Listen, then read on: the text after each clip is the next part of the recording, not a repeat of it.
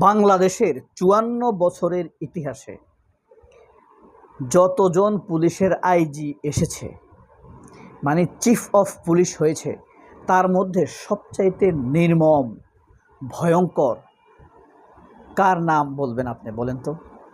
সবচাইতে নির্মম, পৈশাচিক আনন্দ যে উপভোগ করত, অবৈধ অর্থ যে বেশি ইনকাম করেছে, গুম খুন যে সবচাইতে বেশি করেছে, কোন আইজির নাম বলবেন? বেনজির আহমেদ। তার যুগ ছিল গুম খুন হত্যা ধর্ষণের এক কালো যুগ। আর শেখ হাসিনার ফ্যাসিবাদের জন্য the golden era of fascism, Benazir ফ্যাসিজমকে একটা শক্ত ভিত্তির উপর দাঁড় করে দিয়েছে। বেনজিরের গুরুত্বপূর্ণ পার্টিসিপেশনে শাপলা চত্বরে ভয়াল হত্যাযজ্ঞ চালানো হয়েছে, যদিও সে তখনও আইজি হয় নাই। সে যখন আইজি তখনই সাজানো নাটক করা হয়েছে হলি আর্টিজানে, মনে আছে? জঙ্গি হামলার কথা বলে সম্পূর্ণ সাজানো একটা নাটক।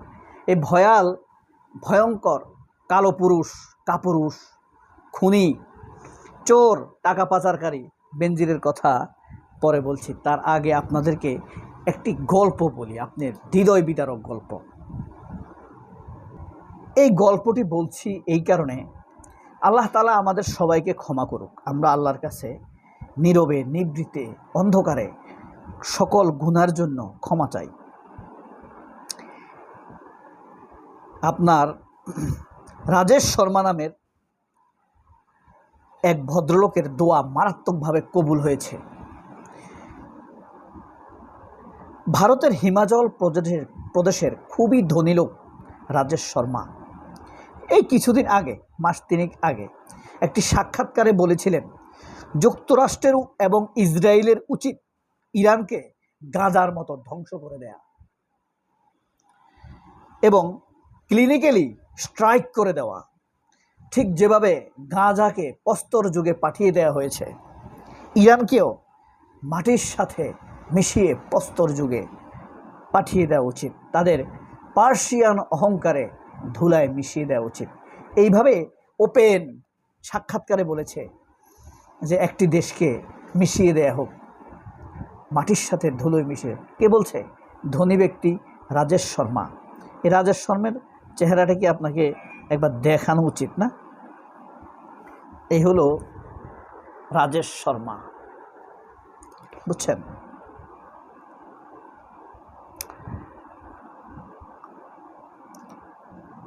দেরিতে হলেও তার এই প্রার্থনা কবুল হয়েছে। পডকাস্টের স্টুডিওতে বসে বসে তিনি যেই প্রার্থনা করেছেন, সেই প্রার্থনা কবুল হয়েছে। গত 10 জুন তারিখ হরমুজ প্রণালীতে থাকা পালাউ রাষ্ট্রের পতাকাবাহী তেলের ট্যাঙ্কারে এমটি সেটিবেলা মিসাইল হামলা করে যুক্তরাষ্ট্র। ওই জাহাজটি ছিল পালাউর, পলাউ বলে অনেকে, ঠিক আছে, বোঝার জন্য বলছি। সেটেবেলা জাহাজের নাম। ওই হামলায় ঘটনাস্থলে 4 নাবিক নিহত হয় এবং সেই নিহতদের মধ্যে ছিল আদিত্য শর্মা, যার বয়স 23।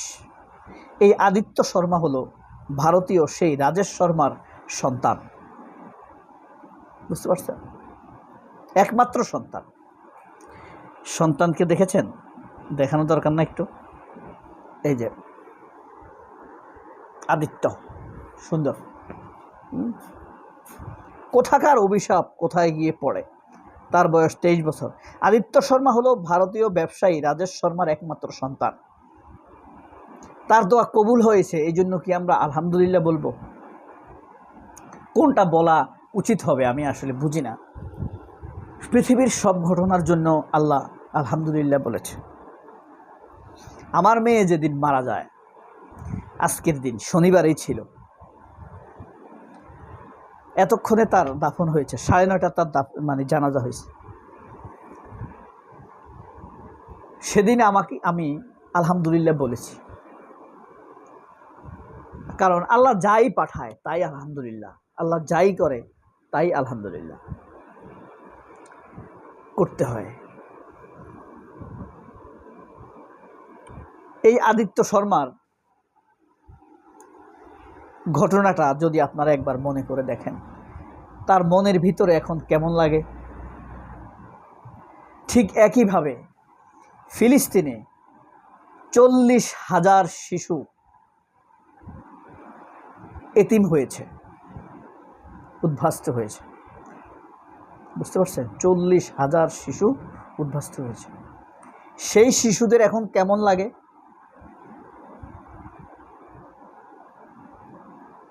যেই 27,000 পিতামাতা তাদের সন্তান হারিয়েছে, সেই পিতামাতার কেমন লাগে? তাদেরকেই হত্যা করতে বলেছিল এই রাজেশ শর্মা। তাদের হৃদয়ে যে রক্তক্ষরণ হয় এটা সে বুঝে নাই। মুসলমানরা যে মানুষ এটা সে বুঝতে পারে নাই। ইরানিরা যে মানুষ এটা সে মানতেই চায় নাই। ফিলিস্তিনিরা যে মানুষ, তারা যে শিশু, তাদের যে রক্তক্ষরণ হয়, এটা রাজেশ শর্মাদের ফিলিংসে নাই। বলতে খারাপ লাগে, যেদিন ফিলিস্তিনে বেশি হত্যা হতো, ইসরায়েলের বেশি হামলা হতো, সেদিন ইসরায়েলে থাকা যেসব ভারতীয় ব্যবসায়ী আছে, যাদের হোটেল ব্যবসা আছে, তাদের সেই হোটেলগুলোতে তারা ফ্রি খাওয়াতো, খাবারের দাম কমিয়ে দিত। বেশি ফিলিস্তিনি মেরেছে, বেশি মুসলমান মারতে পেরেছে। সহজে বুঝতে পারবেন, এই যে কলকাতার নেতা শুভেন্দু মুসলমানদেরকে কি হৃদয় বিদারকভাবে কথা বলে। আপনার এখনকার আওয়ামী লীগের নেতারা এদেশের মানুষকে মেরে ফেলবে, ঝুলিয়ে রাখবে, কি হৃদয় বিদারকভাবে কথা বলে, বলে না? খুব নির্মম কথা বলে, মেরে ফেলবে। এই যে শিল্পী মাকসুদ হাসনাত আবদুল্লাহকে মেরে ঝুলিয়ে রাখবে শাহবাগে, বলছে না? মাকসুদ, শাওন, মেহের আফরোজ শাওন গুখা, হুমায়ুন আহমেদের ম্যাটিকুলাস ওয়াইফ। কি নির্মম! তাদের মনে কোনো মায়া দয়া আছে? আরেকটা কি আছে, নায়িকা নাকি অরুণা বিশ্বাস, নিজেদেরকে শিল্পী দাবি করে। এদের মানুষের জন্য মায়া দয়া আছে, দরদ আছে। এই দেশের মুসলমানরা আওয়ামী লীগের কাছেও নিরাপদ না, বিএনপির কাছেও নিরাপদ না। সবাই ক্ষমতায় এসে বলে যে সংখ্যালঘুদেরকে নিরাপদ দিব, মন্দিরে ভাতা দেয়, মসজিদে কেউ উৎসব আসলে, মুসলমানদের উৎসবে ভাতা দেয়, উৎসব আসলে ইমামদেরকে ভাতা দেয়। আওয়ামী লীগ দেয়? বিএনপি দেয়? দেয় না, হিন্দুদেরকে দেয়। মুসলমানরাই এদেশের সংখ্যালঘু। 8% দ্বারা, ওই যে ব্যারিস্টার শাহরিয়ার বলছে না, 8% দ্বারা এই দেশের 90% মানুষ শাসিত, শোষিত। জঙ্গির কথা বলে হাজার হাজার আলেম ওলামাকে অ্যারেস্ট করা হয়। একটা আপনার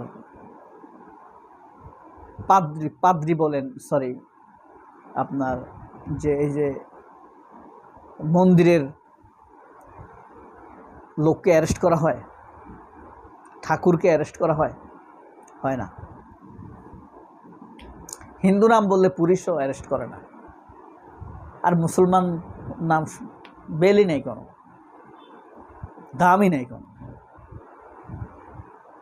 কবে মুসলমানরা নিরাপদ হবে এদেশে? কোনো ভাবনা আছে? একজন আপনার বাপ্পাদিত্য বসু যেভাবে এই দেশের মুসলমানদেরকে হুমকি দেয়, মানুষকে হুমকি দেয়, একজন আপনার মেঘমল্লার বসু,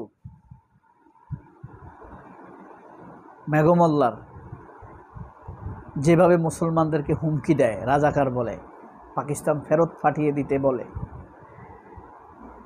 হ্যাঁ, শুভজিৎ ডাল্টন যেভাবে হুমকি দেয়, কোনো মুসলমান যদি এভাবে, আনিস আলমগীর যেভাবে ডক্টর ইউনূসের বাড়িতে হামলা করার হুমকি দেয়, আনিস আলমগীরের বাড়িতে হুমকি দেওয়ার যদি কেউ কথা বলে তাকে সাথে সাথে অ্যারেস্ট করে নিয়ে যাবে। আনিস আলমগীররা তো হিন্দুত্ববাদী, নামটা মুসলমান। প্রথম আলোর সম্পাদক হিন্দুত্ববাদী, নামটা মুসলমান। সবাই অনেক ভালো থাকবেন। হতাশ। আসসালামু আলাইকুম।